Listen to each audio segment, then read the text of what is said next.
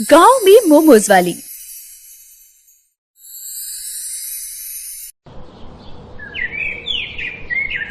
गांव में हर तरफ लोगों की भीड़ जमा थी, लेकिन उस भीड़ में कोई शोर नहीं था। सिर्फ एक ही घर से रोने की आवाज आ रही थी। वो घर था राघव और नंदिनी का। राघव, जो पूरे गांव का चहेता था, आज अचानक सब कुछ छोड़कर चला गया था। घर के आंगन में राघव का शव रखा था। नंदिनी उसके शव को पकड़कर फूट फूट कर रो रही थी। राघव जी, आप मुझे इस मोड़ पर अकेला छोड़कर कैसे जा सकते हैं? आपने तो मुझसे वादा किया था आप जन्म जन्म तक मेरा साथ निभाएंगे। आपने कहा था अगले 7 जन्म तक आप मेरी परछाई बनकर रहेंगे, पर अभी तो हमारा पहला जन्म भी पूरा नहीं हुआ। अब मैं कैसे रहूंगी अपनी इस नन्ही सी बच्ची के साथ? देखो ना राघव जी, आपके बिना हम दोनों बिल्कुल अधूरे हो गए हैं। आंखें खोलिए ना राघव जी। नंदिनी अपने पति का शव पकड़कर पागलों की तरह विलाप कर रही थी। तभी उसकी 5 साल की बेटी रानी, जो कि अब तक बाहर खेल रही थी, अंदर आती है। उसे समझ नहीं आता कि घर में इतने लोग क्यों जमा हैं। उसकी माँ इस तरह क्यों चीख रही है। माँ, पापा इस तरह जमीन पर क्यों लेटे हैं? और तो और पापा को पकड़कर आप ऐसे क्यों रो रही हो? पापा तो सो रहे हैं ना, उन्हें सोने दो माँ, वो कल मुझे मेला घुमाने के लिए ले जाने वाले हैं। रानी की इस मासूमियत भरी बात को सुनकर नंदिनी का कलेजा फट गया। वो खुद को संभाल नहीं पाई और रानी को सीने से लगाकर और भी ज्यादा जोर जोर से रोने लगी।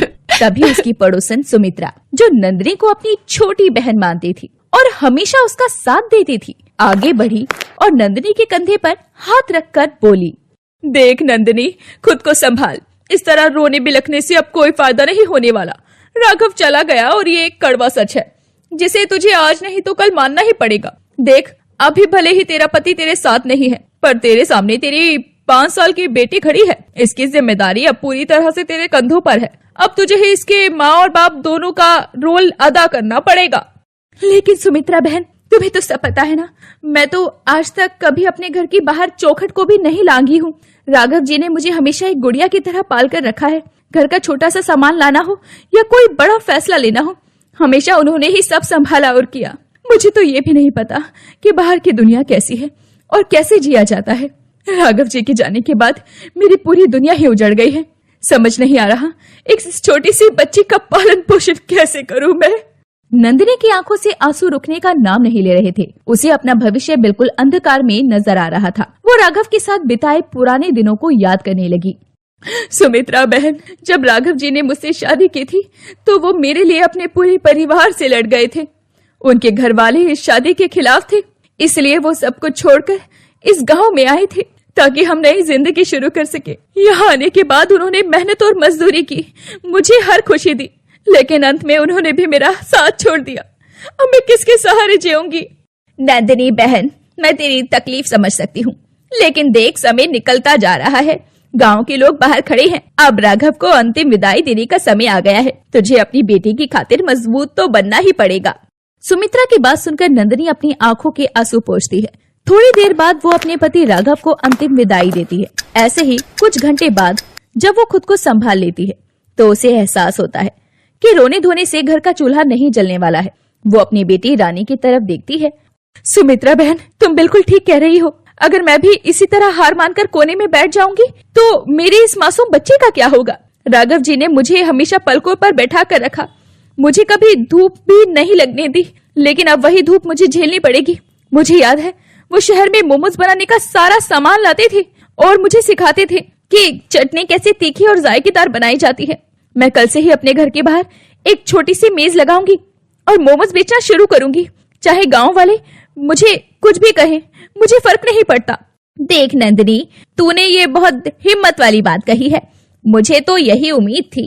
देख बहन, शुरू शुरू में तो दुनिया बहुत बातें बनाएगी। लोग कहेंगे कि देखो, पति को मरे अभी 2-4 दिन नहीं हुए और ये सज धज कर दुकान पर बैठ गई। लेकिन तू इन सब बातों को एक कान से सुनना और दूसरे कान से निकाल देना। मैं तेरे साथ खड़ी हूँ। तुझे जब भी किसी चीज की जरूरत हो तो बेझिझक मेरे पास चली आना। कल सुबह तू अपना सारा सामान तैयार कर और मैं तेरे साथ खुद खड़ी होकर तेरी पहली बोहनी करवाऊंगी। फिर देखती हूँ किसकी हिम्मत है जो तुझे कुछ कह दे। अगले दिन सुबह होते ही नंदिनी बाजार जाती है और अपनी एक पुरानी चांदी की पायल बेचकर मैदा, पत्ता गोभी और चटनी का सामान ले आती है। वो दोपहर तक मेहनत करके मोमोज तैयार करती है और घर के बाहर टेबल सजाकर बैठ जाती है। तभी गांव का टपोरी विक्की अपने दोस्तों के साथ वहां से गुजरता है। अरे ओ छोकरो, जरा देखो तो सही, यहाँ क्या नया तमाशा लगा है। ये राघव की घरवाली ने क्या नई चीज बनाई है, जो पूरे रास्ते में भी जो ऐसी करारी खुशबू आ रही है कि भूख दोगुनी हो गई। भाभी, ये गोल गोल सफेद सी क्या चीज है, और इसके साथ ये जो लाल चटनी रखी है, ये तो देखने में भी बड़ी खतरनाक लग रही है। हमें भी जरा चखाओ कि क्या खिला रही हो। अगर पसंद आया तो समझो तुम्हारी दुकान आज ही हिट हो जाएगी और हम रोज यहीं डेरा डालेंगे। विक्की भैया, इसे ना मोमोज कहते हैं और ये शहर की बहुत मशहूर चीज है। राघव जी अक्सर ये खिलाया करते थे मुझे, और उन्होंने ही मुझे ये बनाना भी सिखाया था। ये जो चटनी आप देख रहे हो, ये ना मैंने खास मसालों से बनाई है। आप एक बार खाकर देखोगे तो उंगली चाटते रह जाओगे। बस थोड़ा संभल कर खाना, क्योंकि ये बहुत तीखी है, लेकिन असली मजा इसी तीखेपन में है। आप लोग खाइए और बताइए आपको ये कैसी लगी। अगर अच्छी लगी तो अपने बाकी दोस्तों को भी बताना, ताकि मेरा काम थोड़ा सा चल जाए। विक्की जैसे ही पहला मोमोज मुंह में डालता है, उसकी आंखें फटी की फटी रह जाती है। वो जोर जोर से सीसी करने लगता है। उसे स्वाद ज्यादा जबरदस्त लगता है। वो तुरंत दूसरी प्लेट मांग लेता है। तभी वहाँ गांव की चुगलखोर शांति चाची अपनी मंडली के साथ आ जाती है। अरे ओ रामा, देख तो जरा, इसे अभी राघव की चिंता ठंडी भी नहीं हुई और ये बहू सरेआम मर्दों के बीच खड़ी होकर उन्हें चटकारे लगवा रही है। शर्म लिहाज तो कोसों दूर चली गई। भला शरीफ घर की बहुएं ऐसे सड़क के किनारे दुकान लगाकर बैठती हैं क्या? हमें तो पहले ही शक था कि ये शहर से आई लड़की इस गांव की इज्जत मिट्टी में मिला देगी। देखो, आज इसने साबित भी कर दिया।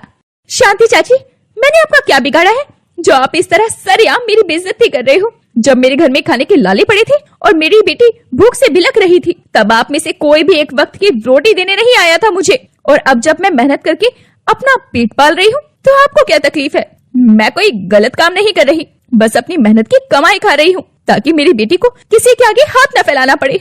आप जैसे लोग सिर्फ बातें बनाना जानते हो, किसी की मजबूरी समझना आपकी बस की बात नहीं। इसलिए मेहरबानी करके मुझे अपना काम करने दीजिए। शांति चाची अब पैर पटकती हुई वहाँ से चली जाती है। धीरे धीरे नंदिनी के मोमोज का जादू पूरे गांव में चलने लगता है और शाम होते होते सारी प्लेट खाली हो जाती है। नंदिनी जब पैसे गिनती है तो उसकी आंखों में पहली बार जीत की चमक आती है। वो तुरंत रानी के लिए दूध और फल लाने बाजार जाती है। माँ, आज तो आपने बहुत सारे पैसे कमाए, क्या अब हमें कभी भूखा नहीं सोना पड़ेगा? आप कितनी अच्छी हो माँ, आपने पापा की तरह ही बहुत स्वादिष्ट खाना बनाया, और देखो सब लोग आपकी कितनी तारीफ कर रहे थे। जब मैं बड़ी हो जाऊंगी तो मैं भी आपकी इस काम में मदद करूंगी। हम सब मिलकर एक बहुत बड़ी दुकान खोलेंगे, जहाँ पापा की फोटो सबसे ऊपर लगाएंगे। आप उदास मत होना माँ, हम दोनों मिलकर सब ठीक कर लेंगे। मैं बहुत मन लगाकर पढ़ाई करूंगी। हाँ मेरी बच्ची, अब हम कभी हार नहीं मानेंगे। मैं तुझे वो हर खुशी दूंगी जिसकी तू लायक है। तेरे पापा जहाँ भी होंगे, आज हमें देखकर बहुत गर्व महसूस कर रहे होंगे कि उनकी नंदिनी अब किसी पर बोझ नहीं है। तू बस अच्छे से पढ़ लिख कर बड़े अफसर बन जा, फिर हमें ये छोटी दुकान चलाने की जरूरत नहीं पड़ेगी। आज से तू मेरी ताकत है, तेरी ये मुस्कुराहट ही मेरी सबसे बड़ी कमाई है। अब तो जल्दी से फल खा ले और फिर हम कल की तैयारी करेंगे। समय बीतता जाता है और नंदिनी का काम इतना बढ़ जाता है कि अब गांव का सरपंच भी उसे सम्मानित करने के लिए बुलाता है। वो उसे पंचायत घर के पास एक पक्की दुकान देने का फैसला करता है, ताकि वो अपना काम और बढ़ा सके। नंदिनी बेटा, तुमने इस गांव की औरतों के लिए एक बहुत बड़ी मिसाल पेश की है, वरना यहाँ तो लोग जरा सी मुसीबत आते ही हार मान लेते हैं। मैंने फैसला किया है, गांव के चौराहे पर जो सरकारी दुकान खाली पड़ी है वो आज से तुम्हारी है, और तुम्हें उसका कोई भी भारी किराया नहीं देना होगा। तुम वहाँ अपनी बड़ी दुकान खोल लो, और अगर तुम्हें मदद के लिए किसी की जरूरत हो तो गांव की किसी जरूरतमंद औरत को काम पर रख लेना। तुम्हारी वजह से आज हमारे गांव का नाम आसपास के इलाकों में भी हो रहा है। इसके लिए मैं तुम्हें बहुत बहुत शाबाशी देता हूँ।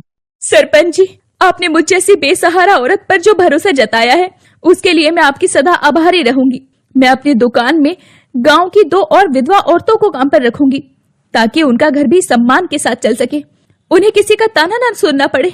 राघव जी हमेशा कहते थे, अगर हम दूसरों की मदद करेंगे तो भगवान हमारी मदद करेगा। आज उनकी वो बात सच साबित हुई। मैं इस दुकान को न सिर्फ एक बिजनेस बल्कि एक सहारा बनाऊंगी, उन सभी के लिए जो आज खुद को अकेला महसूस करते हैं। नंदिनी की बात सुनकर सरपंच भी मुस्कुरा देता है, क्योंकि नंदिनी न सिर्फ अपने लिए बल्कि गांव की उन औरतों के लिए भी सोच रही थी जो बेसहारा थी। इस तरह अब नंदिनी अपनी दुकान में 2 औरतों को रख लेती है और अपने मोमोज बेचने लगती है।